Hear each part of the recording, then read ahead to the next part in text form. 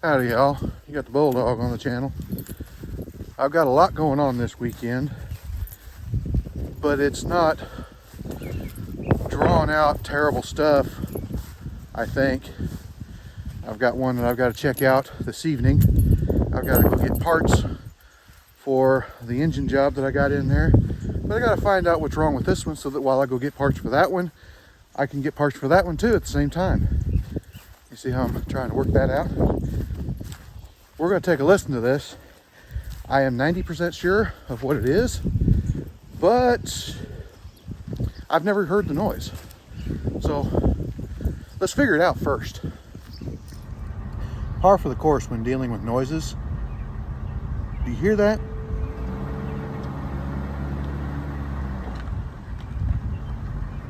Yeah, I don't either.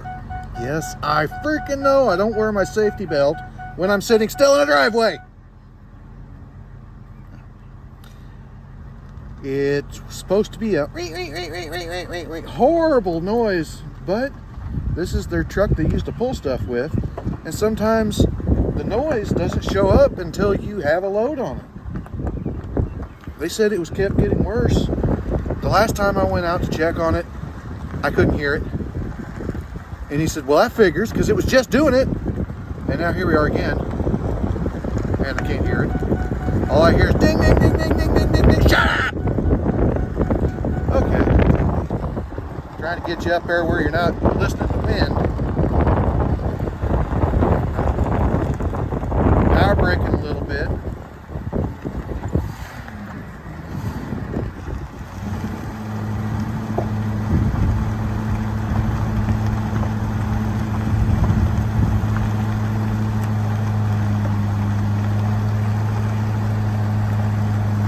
No, I don't hear anything.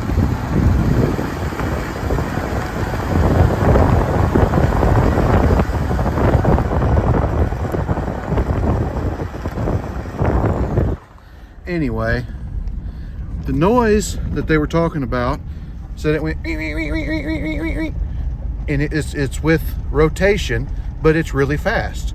Well, that usually is a U-joint. And that is something that can all of a sudden start when you put a load on it, because if you're setting at a certain ride height, it kind of gets you used to running there. Then when you put a load on it, it squats down, it changes the angle of the drive shaft into a position that it's not normally in. That is when your noise will start up.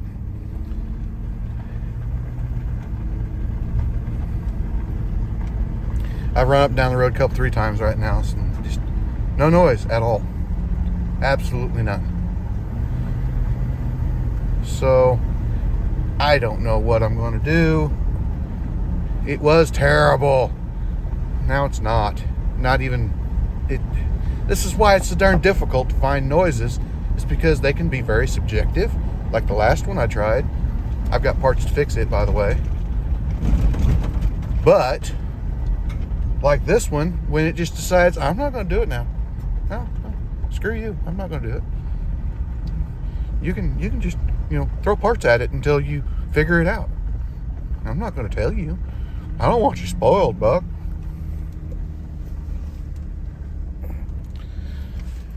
Oh, I guess I'm going to slide in underneath of this thing. See if I see any rust bleeding out of the cups. That's some way to kind of tell if it has rust bleeding out of the cups. I'll roll the window up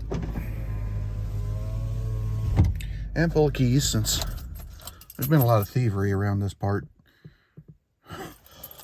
And I've been pulling the keys and locking everything up.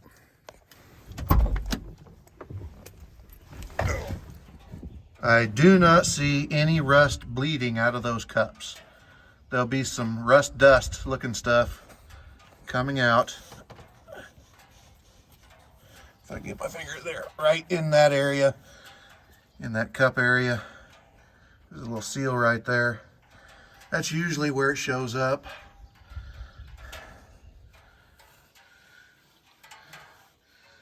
There's rust around this area, but it's not the rust dust that I'm, you know, looking for.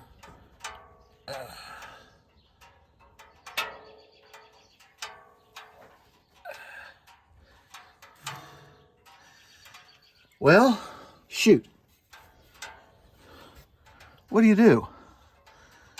When you know there's a problem, it's terrible for them, but it just doesn't want to let you know what it is or where it is or anything. About the only thing I can do is, I don't have a load to put on a trailer, so I don't know. I'll get the information on it, see how much U-joints are. They're ungodly amount anymore. They used to be 10 bucks a piece, and now to get a good one, you're looking at 40 or 50. And I don't put cheap ones in, not anymore. I've learned that lesson. So, I don't know, I guess I could take the joint loose. It does have bolts instead of loops or anything. And I can drop the shaft down and see if it's seized up one of these ways. That'll make it squeak. I can do it back here also. It's got 4 bolts, but they're 12 millimeter, 12 point. And that sucks. But what do? Should have brought my boss's tool home. Yeah, that's what I'll probably have to do, is pull the darn drive shaft and see manually whether or not it's freaking bad. We'll see if this comes out. I got it propped on the wheel, so it's probably going to fall over.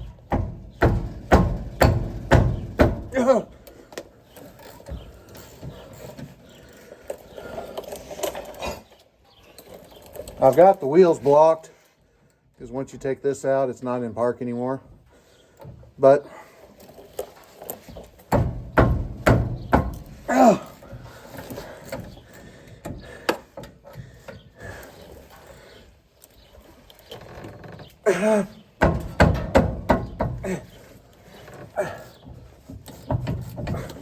so I've got the camera propped on the tire. You might be moving around. It's all right. Oh.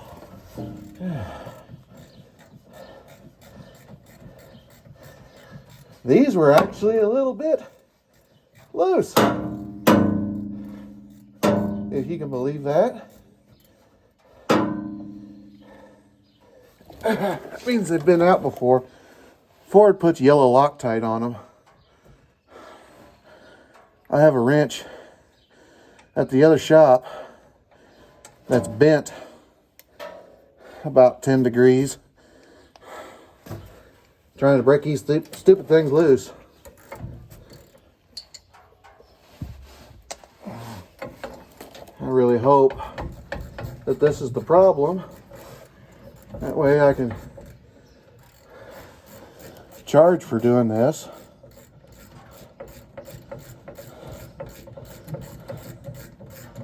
I hate doing things that end up going nowhere.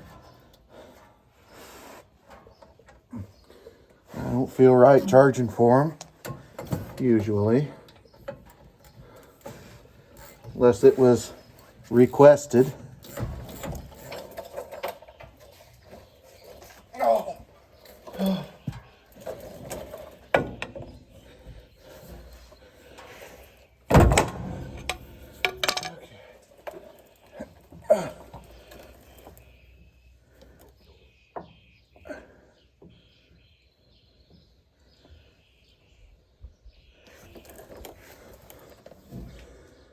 It's notchy.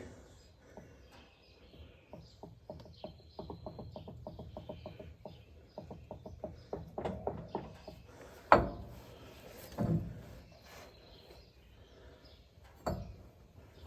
don't feel anything in the front joint, but this one's notchy. But it's not bad enough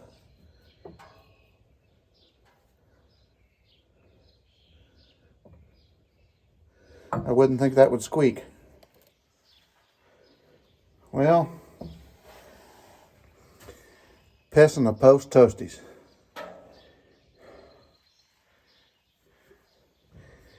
I hope that's what it's going to be.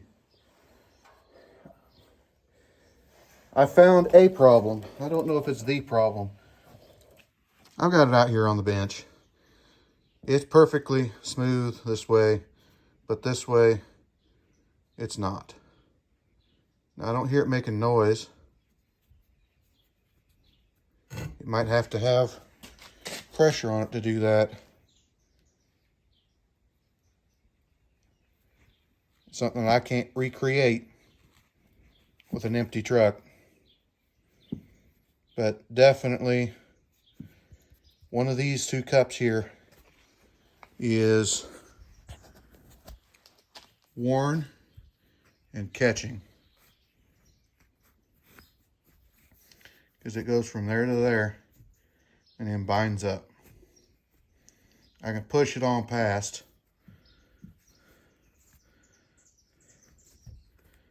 It does have a grease cert on it, but you know, it's just postponing the inevitable.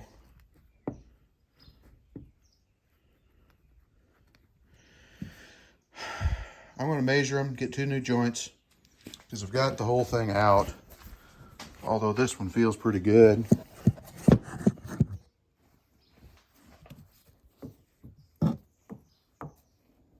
Yeah. So got a dessert.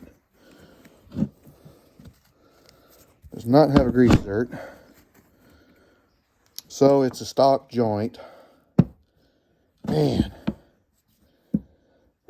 That's a lot of money to spend.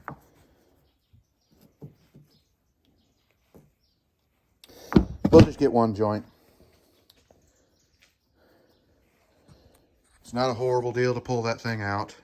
The front joint is usually not nearly as bad. They don't go bad near as much as the rear joint does because it does more of the moving. It catches more junk than the front joint. And this is the one that always shows up because you put a load on it. You know, you're sitting at an angle like this and it's turning almost straight. It doesn't have to move hardly at all. Then you put a load on it, then you got weight on it. The truck squats down, the axle stays still. So now every time it goes around, it does this. And that's usually what's causing your squeaking. And it just keeps getting faster and faster as you come up and until you don't hear it no more because it's going so fast. But it's because it's doing this now instead of just turning straight. I kind of know I have a picture in my mind of it. You might have a hard time, but you know, it's just the difference between everything lining up perfectly and it just having to rotate like this and it having a load on it and being twisted up like this. So every time it rotates, it has to articulate all the way around in a way that it's not used to doing. So we're gonna see about getting a joint for it. Okay, I've got the cross out. See if you can see this right here. See those lines? Those are all wear lines where the needles have been wearing in one spot. I don't know if this is the thing that was making the squeak because there was still grease in it. You can see there was a little bit of grease. I wiped the rest of it off. But there's a pretty good wear pattern on that cross. So we're going to put a U-joint in it, see if that solves our trouble. Smooth.